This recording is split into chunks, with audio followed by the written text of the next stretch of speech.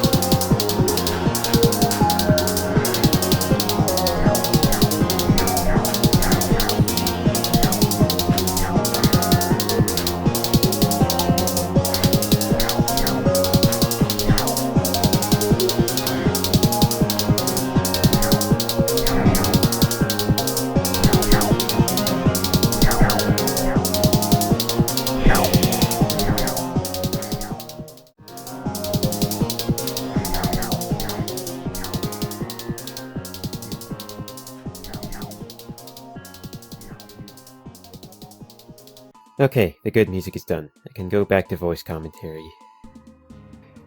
I may have grown as a music artist over the years, but the Metatanks boss rush theme is still my favorite video game track that I have created. Still gets my blood pumping. Anyway, the Jivashka, the only boss that isn't purple. This is one of the hardest bosses in the game.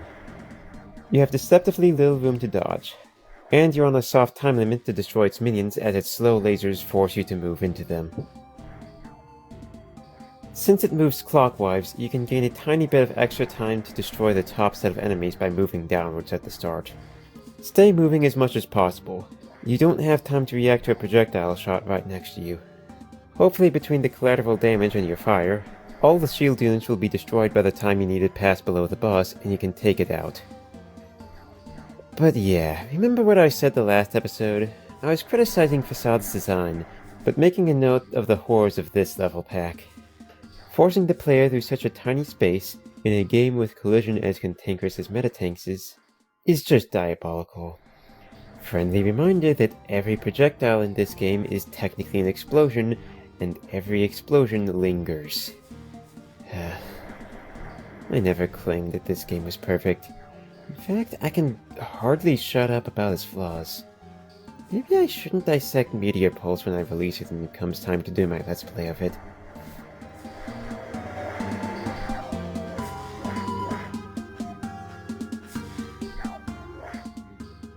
Boss rush done, now this level pack gets weird. The rest of this pack has two gimmicks. 1. Mini-bosses start getting used as normal enemies. 2. There are 2 new diabolical enemy types that get introduced. Good news though, is that many of these levels are more consistent, so it doesn't take me as long to beat them. Or maybe that's bad news? For me at least, I'm doing my best to squeeze as much content out of Metatanks as I can justify. Taking long on levels is good for that. Oh well, maybe you shouldn't milk your content. Look, I try to maintain a schedule of 1 video a month. I am running out of content that I want to make faster than I'm getting more material for content. I want my channel to focus on games I make. Based off of my current schedule, I'm going to run out of videos in 4 months. So no, milking content isn't the worst idea right now. Kinda got ahead of myself there. Okay, quick. These are the Tanks. They shoot lots of missiles. It's not a great idea to be in their line of sight for long.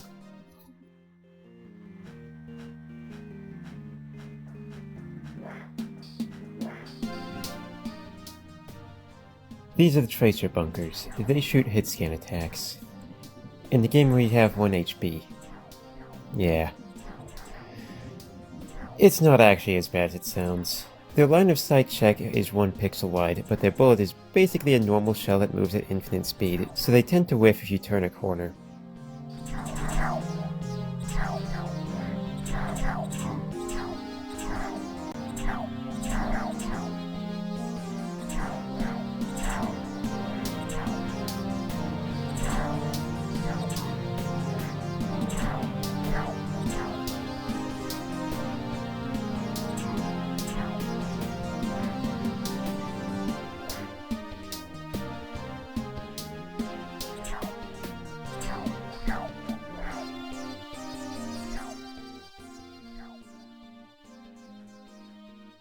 Violet Storm? You mean like my game Violet Raystorm? Well, no, actually. I made this level long before I had any idea I was going to make Violet Raystorm. I just call it Violet Storm because there's a lot of purple bullets in this fight. I believe this to be the 10th level, and for the expert levels playthrough, that's usually where I'd call it. But we're not even 7 minutes into this video, and I doubt my big announcement will be adequate to get us to 10 minutes. This boss is pretty intimidating. Shoots lots of explosive projectiles. The power-ups are actually really useful here, making his weak points far easier and allowing you to take out multiple missiles in a single volley. Try not to hang out near the walls. He also has the second boss's super mortar, one of the biggest threats in the game. In his second phase, his own plasma projectiles tend to detonate each other if you shoot them down, creating a chain reaction which makes the boss way easier to deal with. If that doesn't happen, man, good luck. I don't know what else to tell you. In his third phase, 2 of his summons are Tanks that spawn on the right side of it. They can easily be baited into friendly fire, but just try to make sure they die quickly. Tanks are nasty under any circumstances.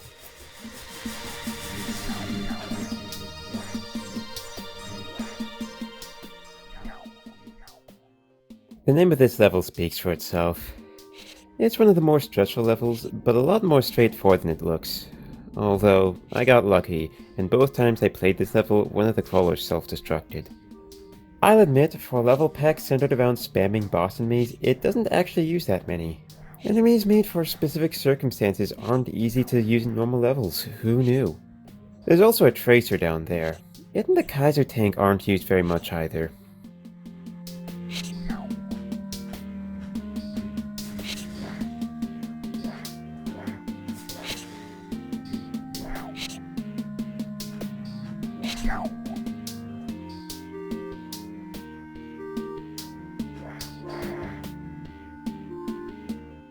Plasma lamps are never particularly threatening, but these ones are harder than they look. They don't actually trigger collision against plasma projectiles, whether it be their own, a different enemy, or even yours. Plasma explosions can still get them though. And, well, they are still plasma lamps. You're never much of a threat.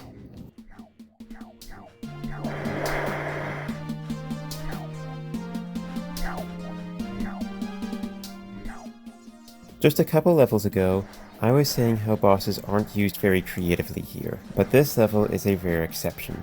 The flame lamps will pour out when the wall is destroyed, which could be a big problem depending on the timing, but it also gives you access to powerful weapons for dealing with them. I didn't have much trouble.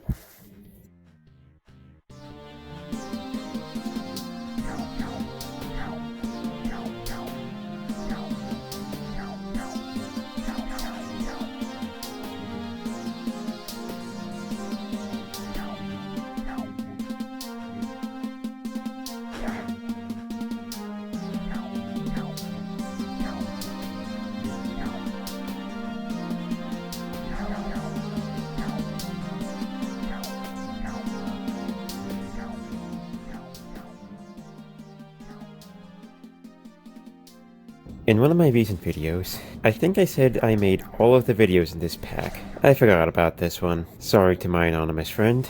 The level itself, pretty straightforward.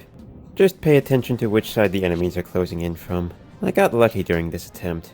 But during my second run, I kept dying because I wasn't paying attention to which group of enemies was making the most progress.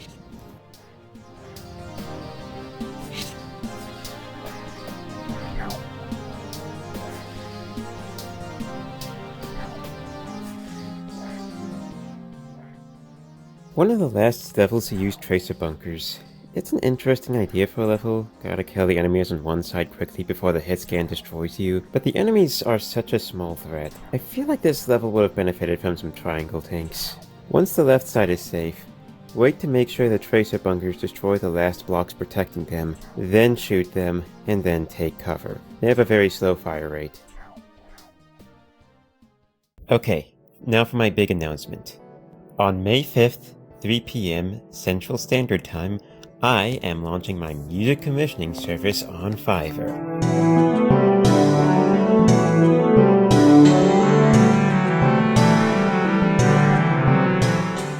I'll be making electronic soundtracks for a reasonable price, primarily for small, independent video games. But I'd be willing to talk about other services if you're interested.